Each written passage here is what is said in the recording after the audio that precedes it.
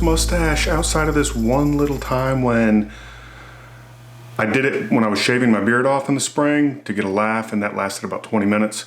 But no, thank you for Derek of Lazy Lawns for organizing this whole event to spread awareness of men's health. This actually means something a lot more to me this year, as my father-in-law just finished proton therapy for prostate cancer. So I got a little nick. Oops. That was like some ingrown hair cyst thing that's been coming around. I'm probably now actually gonna have to take the advice of this and actually go get it checked out. But this is a really good cause, men's health.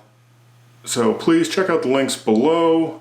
Thank you, Gravy Lookout, for nominating me. I guess that's what it's called. So with this, I need to pick someone, and I'm going with Jordan, the left tool of the lawn tools.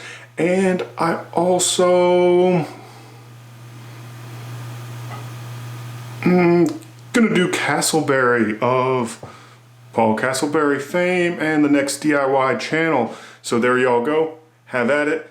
Check things out below. We will see you again real soon, and hopefully the wife doesn't leave me over this. Have a good one.